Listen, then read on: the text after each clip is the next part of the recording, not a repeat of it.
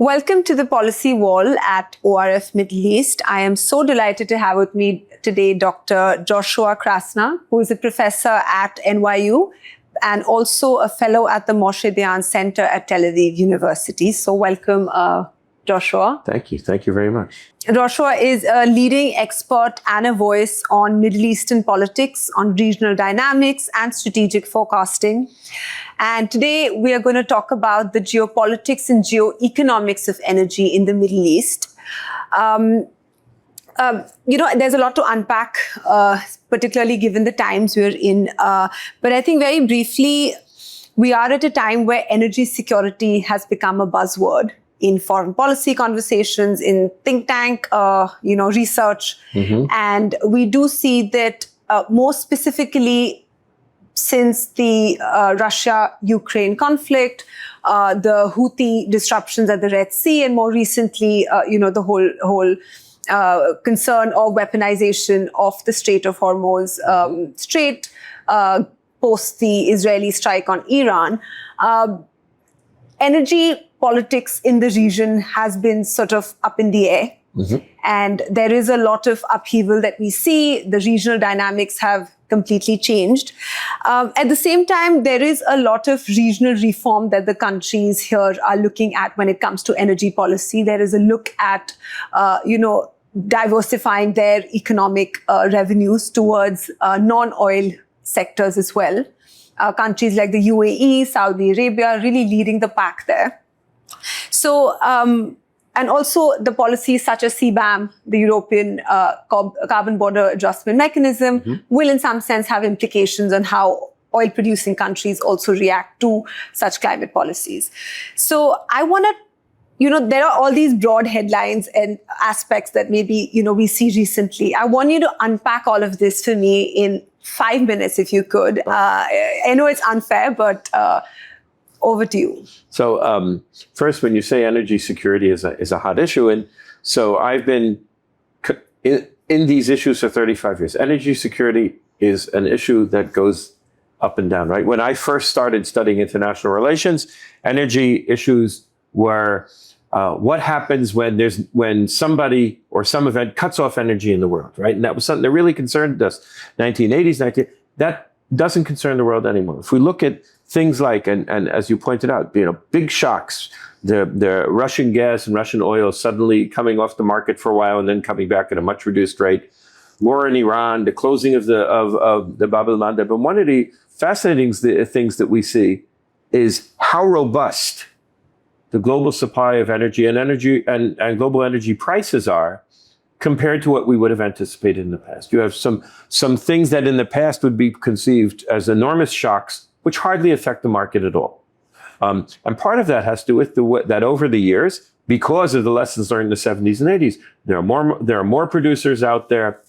There are more diversified lines of supply. The market itself has changed, which is that people have, on the one hand, long-range contracts, which the suppliers don't want to break, but on the other hand, a very active spot markets, which enable countries that if there's suddenly a shortage from one country, it comes in for another country. Look at things like the Israeli attack. Look at things like the closing of the Bab el-Mandeb, virtual closing of Bab el-Mandeb, or of the Iranian crisis. Right, the price of oil or of gas shoots up, and within a few days, it's back. Mm. And that's not what we would have anticipated here. But there is a lot more oil and gas out there. The market is a lot more varied. The power of producers is more limited than it was perhaps 50 years ago. So the world still needs energy, and energy is still, but in the end, people find the energy that they need. And that's, I think, a big difference. It's something for us always to remember when we're talking about sort of the availability and the geostrategic, the impact of geostrategic events on the energy market. Got it. And I think from an Israel perspective, I'd love to hear your thoughts on the on the Eastern Mediterranean gas, right? There is a lot of talk on the birth of a new energy corridor, and there are shifting regional alliances that we see, particularly between Israel, Cyprus, Egypt, and others. There was an initial pipeline going all the way up to, from Cyprus to Greece, but I believe that's not happening anymore. There are alternative routes that are being considered and alternative pathways that are trying to be, that are being explored now as viable alternatives to the original plan. So what are your thoughts on that, and what's the future of it? So I think as an Israeli, Eastern Mediterranean gas is super important, both in terms of energy and economic, but also in terms of geopolitics. What I will say is one thing we have to remember from the beginning is that Eastern Mediterranean energy is a secondary or tertiary market, right? The amount of gas that is produced now and the amount of gas that will be produced in the future will never replace, for instance, Russian gas to Europe, right? It can never compete with the biggest producers. But Israel was always a net energy importer. Israel was always extremely dependent on foreign sources for oil and gas. There are those who have written the history of Israeli foreign policy as a history of search for safe energy. And suddenly, within the past 15 years, 15 years ago, we discovered our first gas, then production started about 10 years ago. It's been transformed. Israel is a net energy exporter today. Yeah. Israel theoretically meets all its own needs from its own sources, which is an incredible change in the last decade from 75 years of history before that. And this has also added, as you point out, an incredible component of stability to our relationships with Egypt and Jordan. Because the peace treaties with Egypt and Jordan were peace treaties that were diplomatic, that were political, that were between leaderships, that had to do with national security. But we're always missing sort of the bedrock, right? The deep involvement. Today, Jordan's economy is largely dependent, 75% dependent on Israeli gas, which is provided to them at below market prices under a long range contract. Egypt receives the lion's share of Israeli gas exports. It doesn't meet, right? The Egyptian gas market is much larger, but about 10% of their gas is from Israel. But the more important thing, it's the last 10%, right? Egypt is a country that for a while was exporting gas. In the past 2 years, is a net gas importer. And the largest source of imported gas is from Israel.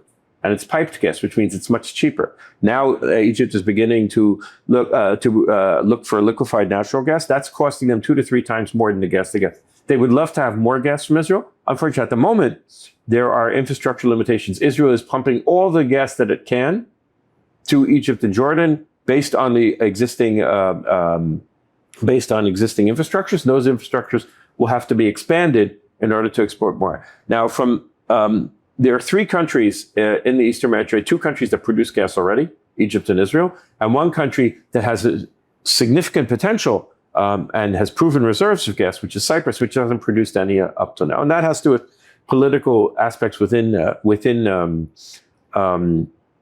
Cyprus. And that triangle is very, very significant because right now Israel produces its own gas, meets its own gas needs, and exports gas to the extent it can to Egypt. It could export more gas, but it can't because that's what the pipelines have. How could it export more gas? It would need to either build extra pipelines, such as the one that you were discussing, what they called the East Med Gas Pipeline, which was brooded in 2017, 2018, basically in 2019, when the Americans sort of expressed they were not interested in it, but also when international companies who were assessing the expense and the technological challenges said, it's going to be the deepest and longest pipeline in the world. Yeah. And they said, you know what? Liquefaction is the direction to go. We're not there yet. So Egypt has the only liquefaction capabilities in the Eastern Mediterranean. So Israel exports gas. The gas that Egypt doesn't use, it liquefies and sends on. Israel could be exporting a lot more gas if it knew how to liquefy it on our own. We can't liquefy gas on our own because we're a very small country. We have certain laws about what you can and can't build in our coastal strip.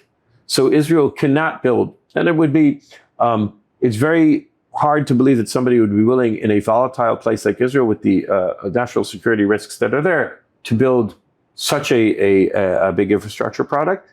It could be in Cyprus. we would have to build a pipeline to Cyprus from our fields. Our fields are about halfway between Israel and Cyprus. And then Cyprus would need to develop its own capabilities, which it has not been able to do up to now. So Israel is producing a lot of gas. We're meeting our own gas needs. We're exporting as much as we can to Egypt. The Egyptians have a tremendous appetite for more. And one of the interesting things that comes into this is Egypt a few years ago was talking about supplying gas to Lebanon and is now talking about supplying gas to Syria. That gas that Egypt or Jordan would supply to Syria is Israeli gas. Because right now, the pipeline that goes between Egypt and Jordan is being used opposite. We are shipping gas to Jordan, which is then going to Egypt, which then meets the Egyptian needs. So any gas that is going to flow from Jordan to Syria is going to be gas that comes from Israel. Now, gas has a smell, but you can't distinguish between the smell of Israeli gas or any other gas. So theoretically, the Israeli gas could actually be meeting a lot of the needs of other countries in the region as well. And Israel doesn't, right? When the Jordanians talk about providing gas, Israel doesn't immediately say, "Oh, it's our gas," right? They don't need to do that, but that's the way it's structured right now. The breakout can be when Cyprus decides to develop, or doesn't decide, they've decided, but when Cyprus actually is able to build gas handling facilities, especially liquefaction, and then Israeli and Egyptian gas, by the way, can be exported also to Cyprus, and then from Cyprus into the rest of the Mediterranean and the rest of the world. But what do you make of the Israeli-Jordan electricity deal, or the fact that gas was exported to Egypt and even Lebanon, for that matter, with some tacit sort of an agreement and approval from Hezbollah? So that deal. The deal of exporting the gas from Egypt to Lebanon actually never occurred, right? They were discussing it. In the end, it couldn't happen because there was a peace. In the end, it had to go through Syrian territory to get to Lebanon, right? There is no direct way to ship from Jordan to Lebanon throughout Syria. And in Syria, the two problems. The network no longer existed, right? It had been destroyed, needed to be rehabilitated. And at the time, the Americans had the Caesar Act, which meant that not only could American companies not be involved, but that companies that were involved in fixing up that could be sanctioned. But that's changing now. So where that is now, and Syria is really a fascinating question mark in the issue of energy connectivity between the Gulf and the Eastern Mediterranean, because theoretically right now people are talking about connectivity between the Gulf, and then it will go to Jordan, and from Jordan to Israel, and then from Israel to the rest of the Mediterranean, but it doesn't have to. Right? It could go through Syria. And then you have issues of sovereign risk, right? Do countries want to have build this kind of infrastructure in Israel? Would they prefer to build it in Syria? Can they build it in Syria? How long will it take them to feel that Syria is stable enough to be able to do it there? And that's really a question. And Turkey plays a role in this as well. Right. But there was also a conversation around, which now that you say will be tricky because it is again through Syria, but taking it all the way to Romania and Bulgaria and then connecting it to Europe from the Eastern Balkans. So the issue of corridors, right? There's IMEC and there's I2U2 and all of those. I don't know if IMEC, right, which is the India-Middle East corridor, which will connect India to the Gulf, and then through the Gulf to Jordan, and through Jordan to Israel, and then from there be able to export goods and energy and electricity and data and all those things farther into the Mediterranean. I don't know if it's going to be IMEC, but there are going to be corridors. Because corridors make tremendous economic sense here, especially due to the to what happened in the Bab el-Mandeb. In other words, up until now, no one's really been thinking of multimodal or ground transportation for these things because it was always easier and cheaper to send by sea. But what the proof of concept that the Houthis have brought here is that sea is dangerous, right? Because suddenly, already since November 2023, things aren't going through the Red Sea and they have to go around. And if it's goods, they go around and it costs a little bit more and there's less shipping available worldwide. And the worldwide cost of shipping rises, right? The Economist assessed last year that the Houthi closure of the Bab el-Mandeb led to $250 billion in extra expense in the world shipping industry. But the other, right, energy, it's even hard. You had to transport it. So the idea of multimodal transports, the idea of having both ground and water links between Asia even if it wasn't economically viable before, now that you factor in the risk and the need to diversify, I think becomes real. And then Israel, so that could go, there's this, I'm trying to remember what it's called right now. There's a plan to ship through Iraq to Turkey, and then that will join the Turkish grid and then go from Turkey to Bulgaria and Romania. There are thoughts that maybe Syria could play a role in that. And I don't think that they're competing, right? I think that you can have a corridor that goes through Iraq once they solve sovereign risk and national security risk and all that problems to Turkey. There's another one that can go through Saudi Arabia to Jordan and then thence to Israel or to Lebanon or to Syria or to all three, right? I think all of those can exist because Asia wants to trade with Europe and Asia wants to trade with the United States. And in the end, basing it all on sea routes has been proven to be dangerous. Right. And I think coming to I2U2, given the current political climate we're in, what do you see is the future of I2U2, particularly when it comes to building energy corridors? So maybe if you could highlight very briefly risks and opportunities. Yes. So I think I2U2 and IMEC, by the way, are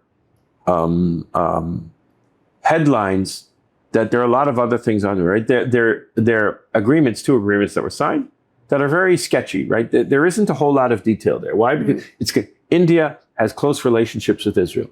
India has close relations with the United States. India has close relations with UAE. UAE has close relations with India. UAE has close relations with the United States. UAE has relationship with Israel. Right now, a little bit challenging. But the point is, all four of these have a web of bilateral and multilateral relations that are relevant. So there is going to be cooperation in that quadrilateral in any case, right? What shape it's going to take is not at all clear. I think right now it's hard to think about major infrastructure or major economic projects that include Israel and the UAE, right? Right now, in the past year, and in hopefully eventually this issue of the crisis between Israel and Hamas and the wider Gaza crisis will reach some sort of solution. And I think the economic and strategic imperatives are there, right? I think that Israel has a lot to offer UAE. I think UAE has a lot to offer Israel. I think India is a significant partner of both of those countries and would like to have both those bilateral and that trilateral relationship is important to them. It is one of their ways of accessing markets to its west and to link east to west. So something's going to come out of that, right? Whether it's going to be called I2U2, whether it will be the projects that perhaps were originally discussed 2 or 3 years ago, maybe those projects would change because the regional dynamic and reality has changed a little bit. It will come back. It will come back perhaps in that form, perhaps in another form as well. Got it. Very quickly, Turkey. We didn't touch upon Turkey as much, So Turkey, I had mentioned Turkey in the context of the project that Turkey is pursuing with Iraq, which is very interesting because the Emiratis are involved in that project as well. AD Ports is building the port in Fao, which is the major port in Iraq, which is part of this development road. That's this development road project, right? There are lots of challenges to that project, but from that point of view, it is both an alternative or a competitor to the idea of IMEC, right? Because theoretically, just like they come to the Gulf ports and then can go through Saudi Arabia and then go through Jordan and then go through Israel, they could come through Iraqi ports and then go through Iraq and then go through Turkey and then from there get to Europe. I think in the end, we're going to have some component of both. Turkey is very concerned. Turkey has discovered gas in its Black Sea, has not discovered gas in the Mediterranean, has significant maritime boundary arguments with Greece and with Cyprus, part of which are based on the fact that they want to gain access to some of the Cypriot gas reserves. So Turkey feels very much left out of this game, right? And so the game is an Egyptian, Cypriot, Greek, Israeli game. In 2017, it was perceived predominantly as anti. They formed something called the Eastern Mediterranean Gas Forum, which excluded Turkey, excluded Syria as well. And Turkey was very, very concerned about that. And then Turkey pursued its own activity regarding Libya. But in the end, Turkey is worried about losing out on sort of ownership of this bonanza. both because it wants to make money but also because it sees itself as a Mediterranean power, or as an Eastern Mediterranean power. And these And historically as a connector between Asia and Europe. So it sees itself historically as a connector between Asia and Europe. Most of their own gas they buy from Russia. So there's also that component. They buy some gas from Egypt. Egypt at this point is not exporting a whole lot of gas. It's not in the past 2 years is net. It exports some, but it imports more. So it's a net importer. So in the end, they're buying a lot of their gas from Russia. They're buying a lot of their gas from Central Asian countries. They would be very happy to produce their own gas and receive and achieve more energy independence, but they haven't been there yet. I think they want to play a role because they want to play a role in everything. They see themselves certainly as a player in Iraq. They see themselves for sure as a player in Syria. And to the extent that the corridors that are going to be built include Iraq and Syria, then they are going to be a bigger player in these corridors as well. Right. I think now I want to zoom in a bit on domestic energy security. Kuwait, for instance, is oil-producing country, but despite that, we recently witnessed severe electricity shortages, and there are similar trends in Iran and Iraq as well. What are the implications of that for regional energy security? Well, we're sitting here in the UAE, and I think the development model, the development trajectory that Kuwait, but also Iraq and Iran have pursued is quite different than the one. So, as you had mentioned before, UAE and Qatar have energy-based economies that they have been transforming already for 20 years, right? The idea being that when the last molecule of gas or oil is no longer being consumed, we will still be the richest countries in the world, and we will still command the commanding heights of the international economy. So they take the money that they make from that, and their sovereign wealth funds dispose that in such a way that they buy productive, non-energy assets all over the world. And their sovereign wealth farms are some of the major international players, and the Saudis are doing that as well, perhaps a phase later. But it is so, and Kuwait has not pursued that kind of policy, and Iraq and Iran, of course, which are major energy producers. But for instance, Iran is a major oil and gas producer. Iraq has the potential to be a major oil producer, but their gas industry is extremely underdeveloped. Despite the fact that even a gas that's associated with oil production, they could become a major gas producer. In the end, they're a net importer of gas from Iran. And because Iran has problems of its own, in the summer months, they tend to not export gas and electricity to Iraq. And then Iraq, every summer, goes through an electrical crisis where they can't run their air conditioners. And that's because their dependence on Iran is very, very large. And Iran itself is having trouble meeting its own needs. There's political use of this as well. And in the past year, the Trump administration has made it harder and harder for the Iraqis to use Iranian energy, right? Oil or gas or electricity. And therefore, Iraq is more and more needing to figure out where else it's going to get it from. Some of it will develop on its own, and some of it will need to bring in from other sources as well. Which could be from? In the end, they're going to have to develop their own. Perhaps, maybe, theoretically, they could be bringing from Qatar, but the gas that they get from the gas and the electricity they get from Iran are from interlinked infrastructure, so it's cheap, right? And they don't have those kind of interlocked infrastructures. Theoretically, they could do it from Saudi. I don't think Iraq and Kuwait are going to be able to reach that kind of agreement. But really, what you see in the past 2 years is a tremendous investment on the Iraqi side in developing its own gas projects, because it has enough gas to meet its own needs, perhaps even has enough gas to export. But their infrastructure is so still destroyed from the product of two wars that it pursued, and because of the security instability, there hasn't been a lot of investment in the Iraqi energy industry until quite recently. Right. I think now I want to really zoom into where we are sitting. Okay. So the UAE, country like UAE, also Saudi to a great extent, these countries are really pioneering and championing decarbonization to some extent.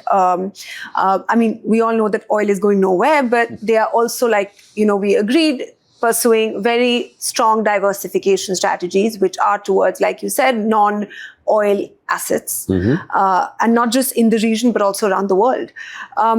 What are the implications of oil-producing countries like the UAE or Saudi pursuing such diversification strategies? And what's the implication of that on the oil politics of the region? Right. So I'm going to give you two views: the sinister view, and what I think is the more realistic view. But the sinister view could be right. If you are the largest producers of oil or the largest producers of gas or among the largest producers of oil and gas in the world, right? Saudi Arabia is no longer the largest producer of oil in the world, but it's one of the three largest producers of gas. It's certainly the cheapest producer of gas. Saudi Arabia and Kuwait are the cheapest producers of oil in the world. The last molecule of oil that is produced in the world will be produced in either Kuwait or Saudi Arabia because it's the cheapest to produce it here, right? The more expensive.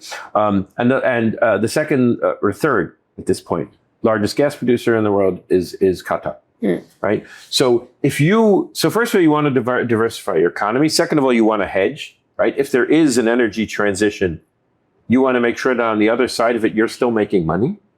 But also, if you are the largest fossil fuel producer or among the largest fossil fuel producers in the world, and what is threatening you is the development of alternative energy technologies, then you can use the money you're making from one to hedge yourself in the other. Right? If it comes out that 10 years from now, the major forces in nuclear and major forces in solar and major forces in hydrogen are going to be the same countries that today are the major producers of oil and gas, that's a net gain for them because they're not competing with each other.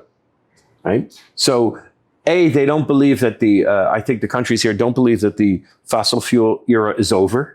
Right? They think that they have a good 50 years ahead of them, but they understand that non-fossil fuel technology is both in demand and is becoming cheaper. And to the extent that they are countries that are interested in being on the cutting edge of technology, that is a place where they can put their money and make a really strong investment into the future of energy. Right? So both for the post-fossil fuel era, but even in we were discussing earlier, the transitional area, which, if it's 50 years or 100 years, is it transitional? But in there, they'll be doing both one and the other. And certainly, when you look at solar, for instance, these are countries for whom solar can be a very, very significant thing because they have a lot of sun. They have a lot of sun and a lot of space. So they are, solar can be something that can be very, very significant here, as can hydrogen. Because hydrogen, in the end, there are different ways of producing hydrogen, so you can learn how to produce your hydrogen using fossil fuels and then shift over to different ways of doing it. And more importantly, make sure, if we're talking geopolitics, that other producers don't end up being your competitors. You'd rather compete with yourself than compete with others. Wow, that's a life lesson as well. That's it. But thank you so much for your time. I think we're going to stop here, but I feel we've unpacked quite a bit in such a short span of time. Thank you very much for having me. So thank you for your time and for being here.